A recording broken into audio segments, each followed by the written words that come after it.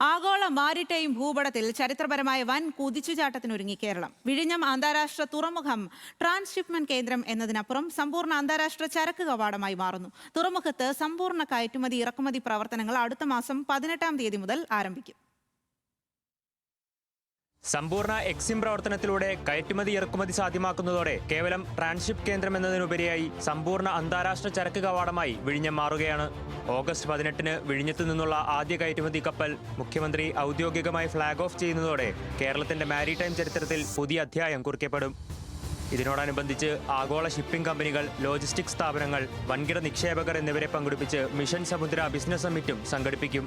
സമ്മേളനത്തിൽ സർക്കാരിന്റെ ദീർഘകാല ദൗത്യമായ മിഷൻ സമുദ്ര മുഖ്യമന്ത്രി പ്രഖ്യാപിക്കും. തുറമുഖങ്ങൾ, ലോജിസ്റ്റിക്സ്, വ്യവസായ മേഖല, ഉൾനാടൻ ജലഗതാഗതം, മൾട്ടി മോഡൽ കണക്ടിവിറ്റി എന്നിവ സമന്വയിപ്പിച്ചുകൊണ്ടുള്ളതാണ് മിഷൻ സമുദ്ര പദ്ധതി.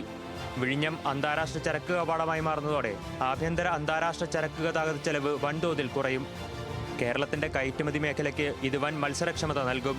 സംസ്ഥാനത്തേക്ക് വലിയ തോതിലുള്ള വിദേശ ആഭ്യന്തര നിക്ഷേപങ്ങൾ ആകർഷിക്കാനും 10,000-കണക്കിന് പുതിയ തൊഴിലവസരങ്ങൾ സൃഷ്ടിക്കാനും ഈ മാറ്റം വഴിയൊരുക്കുമെന്നാണ് പ്രതീക്ഷ.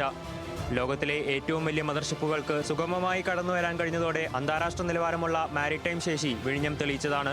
ഇന്ത്യയിലെ ആദ്യ ആഴക്കടൽ ട്രാൻസ്ഷിപ്മെന്റ് തുറമുഖവും ദക്ഷിണേന്ത്യയിലെ ആദ്യ സമ്പൂർണ്ണ ഓട്ടോമേറ്റഡ് കണ്ടെയ്നർ തുറമുഖവുമായ വിഴിഞ്ഞം എല്ലാ ഷിപ്പിംഗ് കമ്പനികൾക്കും സേവനം ലഭ്യമാക്കുന്ന തുറമുഖമായിട്ടായിരിക്കും പ്രവർത്തനം തുടരുക എന്ന് മുഖ്യമന്ത്രിയുടെ ഓഫീസ് വ്യക്തമാക്കി. അദാനി വിഴിഞ്ഞം പോർട്ട് പ്രൈവറ്റ് ലിമിറ്റഡിന്റെ 49% ഓഹരികൾ യൂറോപ്യൻ ഷിപ്പിംഗ് ഭീമനായ മെഡിറ്ററേനിയൻ ഷിപ്പിംഗ് കമ്പനി വാങ്ങിയ സാഹചര്യത്തിലാണ് ഈ വിശദീകരണം എന്നത് പ്രാധാന്യമുള്ളതാണ്.